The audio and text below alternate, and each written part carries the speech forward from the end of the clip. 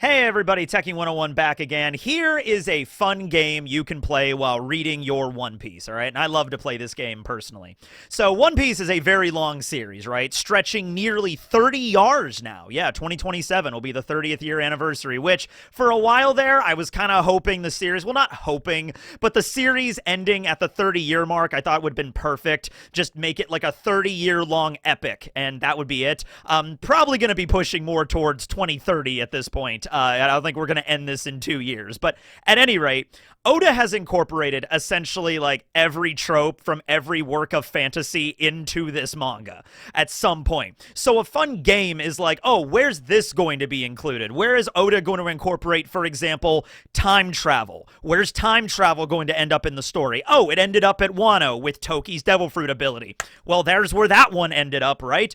Another one that Oda has mentioned before is you may notice there are a few identifying things about pirates in fiction. One such thing is that pirates have hooks for hands and peg legs and parrots and eye patches, right? You might notice we don't see that many characters with all of those distinguishing characteristics, right? There's essentially one for each of them. Zeph is the peg leg pirate. Crocodile is the hook hand pirate. We don't know who the eye patch pirate is yet. Could be Luffy. Maybe Luffy loses an eye by the end of the story. Another one with Elbaf that we just had is being trapped in a model city, sort of like a Honey, I Shrunk the Kids sort of trope. Where's that one gonna show up? Oh, right here in Elbaf. That kind of made sense, right? But longer we wait for a particular trope, and the more impactful I feel it's going to be, right? Like, oh, this is the flashback or the backstory of a character that is very distinctly different from all the ones that came before. All right, so in the last chapter, chapter 1153, we got the beginning of Loki's very sad and very literally crybaby backstory, right? We get to see the circumstances behind his birth, his mother, his father, and all of that, right? So Loki's mother is a giant noble by the name of Estrid, and she hails from the alcohol village of Elbaf, right? And she has a very noble lineage and family, and that's why the evil elders of Elbaf that are set in their ways of tradition essentially arrange a marriage between Harald the king and Estrid, all right? And their child will be the true proper heir of the Elbafian throne, disregarding Ida and Hyruden because Ida did not originally come from Elbaf, so she cannot be the queen, right? And these are the ways of Elbaf, right? Okay. Estrid, to describe her personality, well, she is very superstitious and somewhat paranoid. She's rather like into the feng shui vibe of like, oh, certain furniture needs to be positioned in the room, and she's very much about like auras and chakras, I guess, of like, ah, yes, the king's aura is leaking out. We must shut all of the windows to keep the good vibes in, and oh, that mirror is hanging on the wall in the wrong position. You need to move it over to the west wall, not the east wall. Are you trying to kill your king? Right? And some of the stuff she brought up actually does have like historically some like validity, like eating all of their foods on silver plates and drinking out of silver goblets, because as I said in the review, that could actually be something to indicate poison. So some of that stuff actually makes sense, but she's very much all about this in her life, okay? The feng shui and the general vibes, trying to maximize her luck and minimize her misfortune, all right, with all of these different superstitions and everything like that, right? So when she gave birth to her first child, Loki, and looked upon the babe, and he had demon hollow eyes staring back at her like goo goo gaga, she did the reasonable thing, I think we could all assume. She kicks the baby clear off of the sun layer of Elbaf, dropping him thousands of feet down to the frozen, cold, uncaring abyss of the primordial realm. It's fine. Loki didn't die. He's a really tough kid, all right? He murdered an Elbafian grizzly bear and began to climb back up. Kid's gonna be fine. Don't worry, right? But that was, as you would imagine, extraordinarily jarring to read, to see that. Like, first reaction to, like, oh no, the baby is cursed. Give me the child. Ah! It's like, yeah, that was crazy. I mean, not just for the fact of It was a mother throwing her baby down into essentially like a frozen mountain range to die. But we have never seen anything like that in the One Piece story before, right? A lot of backstories focus on parents. Maybe it's usually the father, like for example, Sanji's backstory. Judge is a real asshole, right? Or the parents just not being around, like, for example, like Luffy's backstory. I feel like Dragon has a good reason for not being around, like he's trying to save the world and end slavery and everything like that, but still, he's not a good parent. He's not there for Luffy, right? Okay. I think he has a good reason, but even so, right? But we've never seen anything like that before. And in fact, the whole idea of this story of like mothers and fathers, the way that Oda usually depicts them is, for the most part, there are a few examples, and we'll get into that today. That's kind of the whole purpose of this video. But very rarely will we see a mother truly mistreating their children. And certainly not on the level of Estrid, who immediately, like, 5 minutes after her baby was born, throws him off of a cliff, okay?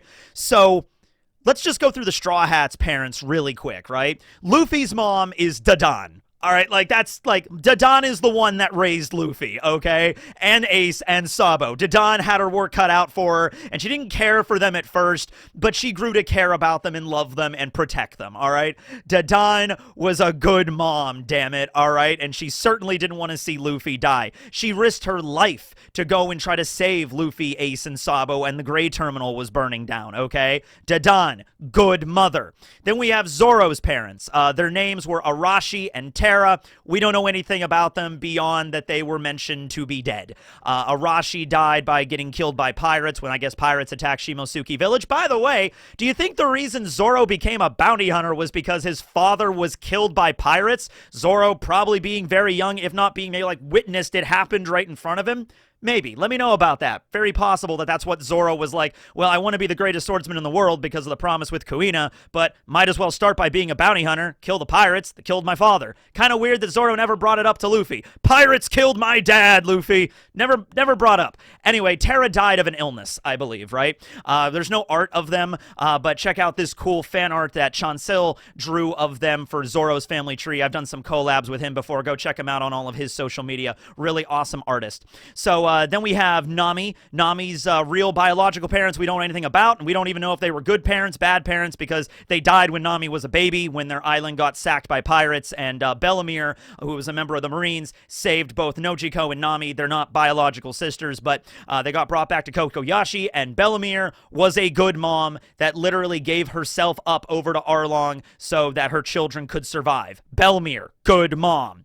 Then we have Usopp. His mom was Banchina. She played along with Usopp's games and, you know, like listening to his stories and everything. She died of the previously unidentified mother illness. It happens quite a bit, actually, in anime, the unidentified mother illness. It kills almost as many people as the unidentified old man illness. Yeah, and then that doesn't kill nearly as many people as the unidentified, this character is really, really strong, so the author needs to figure out a way to nerf them, Itachi, Whitebeard, random illness disease. Although, I guess Whitebeard had a combination of old man and strong character disease. Yes, Itachi, he was super strong, but he had a disease. I'm sorry, he was weaker now, I suppose. Anyway, Banchina, good mother, right? Sanji's mom, Sola, also had a disease, and she passed away, but she was very supportive. She was very loving. Don't know much about Chopper's mom. We know a little bit about Chopper's dad in terms of the reindeer that kicked them out of the herd, but effectively Hiraluk was Chopper's dad, and Hiraluk died, and he was very caring, but he blew himself up, and then Kureha adopted Chopper and raised him. Well, Kureha would have been a little strict and everything like that. She did, of course, love and care for Chopper. Yeah, she chased him around the castle a couple of times with the giant sword and spear, but that was more of like a, get out of here, go out there and live your life, you silly son of mine. You know, Kureha was a good mother. Maybe not the best mother, but she was a good mother, okay? Then we have Robin. Of course, her mother really loved her, Olvia. They only got reunited for a brief amount of time before she was killed, but did care about Robin, of course. Then we have Frankie. We don't know anything about Frankie's mom, but we do know about Frankie's dad possibly being queen. So there's something there. Frankie's mom is essentially Kokoro. That was the, Tom and Kokoro adopted Frankie, which means that Kokoro alive, and so Frankie still has a mom. And so Kokoro, good mom, very supportive mom, also a mermaid. There you go. Then we have Brooke. Don't know anything about Brooke's parents, unfortunately. So maybe we'll find out more about them, though, given Elbaf is kind of touching on some stuff with Brooke's backstory, with Gunko and everything. Maybe we'll learn more about Brooke's parents and his upbringing in the West Blue. Who knows? And then finally, Jinbei. Also, don't know anything about Jinbei's family. Jinbei's family and parents has, like, literally never been referenced or even mentioned. Jinbei's in his 40s. You know, they might be still alive. They might be dead. Something might have happened a long time ago. Maybe Jinbei doesn't want to talk about it, right? So, just through all those examples with the main characters, the mothers uniformly were either, you know, dead when the children were very young, or they died a little later, but they were all very loving and supportive and genuinely cared. Like, can you not say that Dedan, or Bellamere, or Kureha, or Kokoro, or Olvia would literally give their lives to protect their children, whether it be their biological children or their adoptive children? In the case with Olvia, that actually happened, right? Okay, like she actually gave her life to save Robin, all right? So that's definitely the case there, right? So mothers overall very supportive in One Piece, and Oda has even said that, you know, if you just spend time at home living with your mom, there's no reason to go out and adventure. So the mothers are sort of the antithesis to an adventuring shonen manga, right? Okay. Now, with that being said, there are some shitty moms in One Piece too, as you can see back here with Big Mom, right? However, this is very important. In one chapter, Oda introduced a mother in Estrid that basically doesn't even deserve the title, okay? Within a few panels, Estrid immediately jumped to the top of the shitty mother charts in all of One Piece, passing off Big Mom, honestly, by quite a bit. Big Mom has 85 children, and while she definitely doesn't treat them well, the immediate thing that comes to mind was the way that she treated Pudding when she was younger. Pudding was constantly ridiculed for her third eye. All the other members of the family, all the other children around her age constantly made fun of her. And even Big Mom, who, remember, Big Mom literally needs Pudding in order to unlock the powers of the third eye to read the poneglyphs so she can achieve her dream of becoming king of the pirates and finding the One Piece, right? So Pudding is an essential piece of this puzzle, and she still is like, even as your mother, Pudding, you're so disgusting and creepy. Grow your bangs out, girl. Cover up that eye. I don't even want to look at you, right? That's a person that she needs to stick around, and she's still treating her like that, right? So Big Mom, really shitty mother, honestly. When she goes into her hunger pang, she attacks her own members of her family, doesn't matter who they are. Literally, the arc kicks off with her in a hunger pang over the Croquem bush, and she attacks and very nearly kills one of her sons, Moscato, the minister of gelato. He's the minister of Ice Island, right? So immediately uses her powers to rip his soul out. They do manage to collect a little bit of his soul and give it back to him. He's lost a considerable amount of his lifespan, but he's still alive, I guess. Rock on, Moscato. But I would not chalk that up to her like, oh, you're my son and I'm killing you because you betrayed me or you failed me or something. That was literally when she was in a fit of insanity, all right? And we've already kind of established that Big Mom's mental state is all over the place. When she goes into her hunger pang mode, it doesn't matter who it is. It literally does not matter. It doesn't matter if it's her eldest son or if it was Pudding herself or anybody like someone really important to her plans. Anybody stands in her way when she's in that state of her hunger pang, she's gonna murder, all right? And she's just not thinking clearly, right? Okay. But we've also seen with Big Mom in another state of being that which she was in when she had amnesia, and then she even came out of that, she was very motherly to Tama. And it implies that when Big Mom, first has her children and they're babies and toddlers, she's an actual kind of good parent when they are at that age, all right? She has this like mother mode that she goes into, like, oh, adorable, which would have to be the case, because otherwise, the way that Big Mom is, you'd figure at least one of the babies would have died at one point. Like, one of the children would have been murdered. But no, none of them were. At least we don't know of. Maybe there was an 86th child that we just never heard about in the story that didn't make it very far because Big Mom went insane when they were still a baby or whatever. But from what we understand, 85 children is the amount of kids that she had, and there's still 85 kids alive today.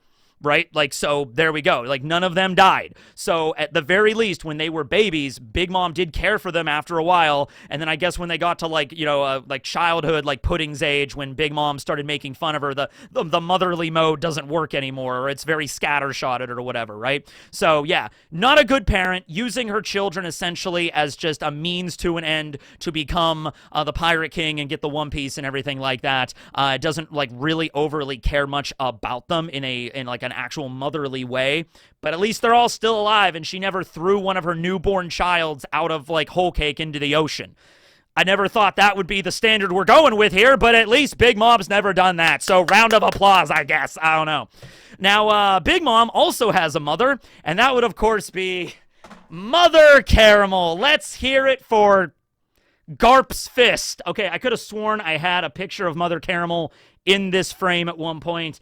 It seems I've probably taken it out for another video, which apparently focused on Garp's Fist. I think it was the one where Garp did the Galaxy Impact. I think that was the video there. Anyway, let us all praise Garp's Fist for a moment. Oh, isn't it fantastic? Modern art!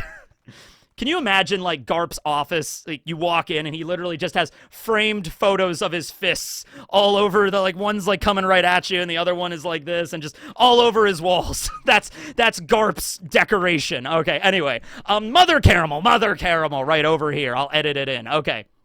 So, she wasn't great either. She pretended to be a good mother and nurturing and caring and everything like that. No, turns out she was a human trafficker that was raising these children in the Lamb's house to just give them off to the government to be turned into soldiers in the Marines or Cypher Pole. So once again, not a good mother, but she had the facade of a good mother, right? Like, she was supportive to them, and she baked them food and cookies, and they had birthday parties together. I'm sure they had great memories. I mean, Big Mom remembers it very fondly, but overall, she was an extremely manipulative person. But once again, just not as bad as Estrid. Not bad as Estrid. I can't really say anything else, right?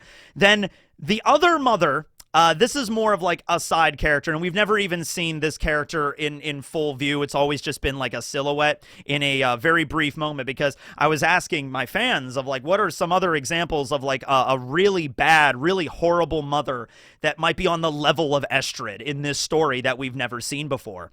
And a lot of people, not a lot of people, actually a few people brought up Baby Five's mom. And I was like, oh yeah, Baby Five's mom, okay? So not a very relevant character to the story, and only shows up in a few panels of a flashback during Dressrosa, right? But when Sai was fighting Baby Five, of course, given her personality that we've seen up until then, was like, what can I do to help you? Do you need me to help you with anything? I love to help people. And Sai is like, all right, well, if you want to help us so bad, then just drop dead, so to make our job easier, right? He said it sort of jokingly, and Baby Five immediately turned her hand into a gun and was like, oh, yeah, absolutely, I'll do this, anything to help you, right? And then Sai's like, whoa, wait, hold on. And we see a little bit of a flashback where when Baby Five was a child growing up in this poor, destituted village somewhere in the world, the people of the village didn't have enough food to eat, right? And so they were like, leave the child behind, just another mouth to feed, keep the food for the adults sort of thing. So they all abandoned Baby Five, and then even Baby Five's own mother, which we don't know her name, but literally took her out into the mountains and it's like, stay here, do not come back to the village, just leave and get out of here, you're no longer wanted. And Baby Five is like, really, Mom? And just like, yes. And then she just got up and just abandoned her. So like, in that regard, I would probably say it goes Estrid as the worst, then Baby Five's mom, then Big Mom, and then Mother Caramel as the ranking of like the shittiest moms in One Piece. But like, honestly, beyond that, unless I'm forgetting somebody, and let me know, please. There might be a really obvious example here that I'm missing, because there's so many characters in One Piece, right? But as far as I can tell from like the main characters, all the mothers have been either very supportive, or they've just been sick and like unable to really do much of anything, or they die, shortly after the birth, or when the children were so young they don't really even remember them. Okay, it's something like that in the story. So that is why Estrid's a character is so impactful with that scene, with what she did, because it's like, Oda doesn't just usually even go there, not on that level, not that overt with it, where it's like, no, Estrid gave birth to a baby that really the only crime at that point was demonized. Now, I'll admit that, Estrid being as superstitious as she is, giving birth to a child that has demon eyes, that would be very jarring and that would be very scary, right? But for the immediate reaction, like, not even like, let's like take it away from me, I don't want to see it right now, and then trying to figure out what to do with him later. Like, no, just literally give me the baby. I'm going to run out of my hospital bed and get rid of it and kill it as quickly as humanly possible. Now, she mentions later that it was sort of like a sign that she read that Loki would grow up to eventually marry Harald. So you could argue that because of how superstitious she is, she doesn't view this as superstition. She views this as like cold, hard reality. Could it be possible, Estrid, because that did end up happening from what we understand. Loki did end up killing Harald, which wasn't the way that it was probably originally, prophesized or divined by Estrid, right? Like, very likely Harald might have been Domi reversied and Loki had no choice, or there was some other situation. That's what this flashback is here to show and depict, like the way that Harald actually died, right? So you could argue that, like, no, this isn't superstition for Estrid. This is literally how it's going. Loki's going to grow up and kill Harald, my husband, so I need to protect my husband at all costs, and in order to do that, I need to kill my own baby. Even with that being the context and the case, the fact that she did it so readily, the fact that there was no debate about it, no conflicted emotions about, this is my own child, do I really want to kill? No, it was just literally, get rid of it, it's nothing. Just not even treating Loki like a human being. Right? And this is just exemplified and driven home by the narrator, who is Oda, or possibly Panda Man. It comes on with Panda Man as the narrator, like, the most tortured souls in this world, the saddest stories are those that are rejected by their own mothers, those that are denied their own mother's love, okay? And that hits home so hard when you realize all those other examples in the story, all of them up until now, right? Even the shitty examples where, like, Mother Caramel was not a good person, but she at least pretended to be. She at least threw a birthday party for the kids of the Lamb's house. It was all a ploy to sell them off to the government so she could line her own pockets, but at least those kids had the memories of Mother Caramel, something to go on, right? Estrid, none of that. No conflicted emotions, no nothing. And then that scene when baby Loki, so desperate to just embrace something, anybody, trying to get a hug from his own mom, is climbing up the tree after fighting and killing a giant grizzly bear in the primordial realm, like, goo goo gaga, why do you don't love me, mother? That was enough to, like, make, Estrid fall ill, and then eventually, as we learn later in the future, pass away from this, okay?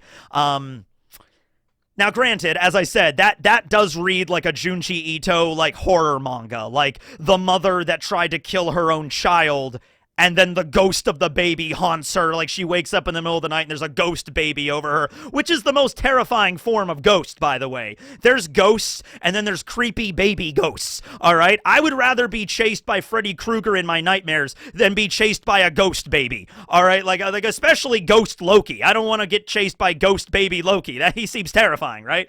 So, like, yeah, that would be terrifying. I could see what led Estrid to fall ill and then eventually pass away. Like, literally, her heart might have just given out from that, okay? But yeah, this is shaping up to be a pretty tragic backstory, especially immediately following it from the last major backstory we got in One Piece during Egghead, which was Kuma's, which was all about parental love, which was all about a parent doing everything they possibly could to save their child from both of them. Kuma, of course, giving up his own body, his humanity, his very will, and autonomy in order to make sure that Bonnie could live to see her 10th birthday. That's the anime episode that's going on right now, so this is very relevant. And then also from Ginny, who, like, got kicked out of the Holy Land and gave every last ounce of strength just to get Bonnie back to the Sorbet Kingdom, to the church, to a safe place, and then died right there while cradling her baby girl. All right, so going off of that backstory that we just had and is in the anime right now, talking about how much a parent will go through to save their child, to Loki's backstory, where immediately, like, 0.2 seconds upon being born. I'm sorry, that was an exaggeration, not 0.2 seconds. So 5 seconds after being born, we'll say, Estrid sees baby Loki, jumps out of her hospital bed, and just throws the baby out of the window. Wow. Wow. So it really does begin to explain the way that Loki acts and the way that Loki is. He has a lot of in common with his father when Harald was younger, where Harald was like very smug and full of himself, like, I'm a big, strong giant, I could do whatever I want, everybody's so weak and puny, which, you know, sort of like, you know, Loki is also a delinquent in that regard as well. But then you see it all stems from being rejected by his community and his family and his brother, his stepbrother in this case, all of his friends, and Lola. There's going to be a thing getting into Lola. That's going to be part of this backstory, I would assume, as well, if it ties into all this. I'm assuming Loki's just going to tell the story of, like, his life up until, like, we get to the point where he's chained to the tree, I guess. And so, in the case with Lola marrying Loki was an arranged marriage by Big Mom, so it makes total sense why Lola was like, yeah, I don't want to marry Loki. I want to go out to sea and I want to find somebody else. It might not even have been anything wrong with Loki. It might have just been like, I want to pick my own husband, right? And so Lola left, right? And she didn't know about Loki's tragic backstory or anything like that. There might not even have been a scene where Lola met Loki. You know, there might not even have been a moment where Lola was like, I reject you, Loki, or something like that. We don't know the full circumstances of this, okay? So Lola could have just fled Whole Cake. Actually, we do know that Lola fled Whole Cake first, and they tried to pass off Chiffon as Lola. Loki realized that it wasn't really Lola, and he got upset, right? That right there, when Loki saw Chiffon and realized it wasn't Lola, he probably felt rejected again for like the 750th time in his life. And so, you know, he fled, and relations with the giants, you know, even got worse with Big Mom and everything like that. It's not Lola's fault in that regard. It's not Loki's fault in that regard, right? It's just circumstance, okay? So we're seeing it. We're seeing it firsthand here where Loki's troubles begin, and Oda is certainly pulling zero punches on this. But I just wanted to make this video just talking about how this is different from all the other backstories, and like I said, with just a few examples of other shitty mothers in particular. There's a lot of shitty dads in the story, but shitty mothers, we only got like really like 3 or 4. And even in that regard, I'd say Estrid is the worst. So let me know down below what you think about all this, and where would you rank the worst mothers in One Piece, and the best mothers in One Piece too. Who's the best mom in One Piece? Let me know. Thanks for watching, everybody. This will be Techie 101 signing out. Here's once again Garp's fist. Salute!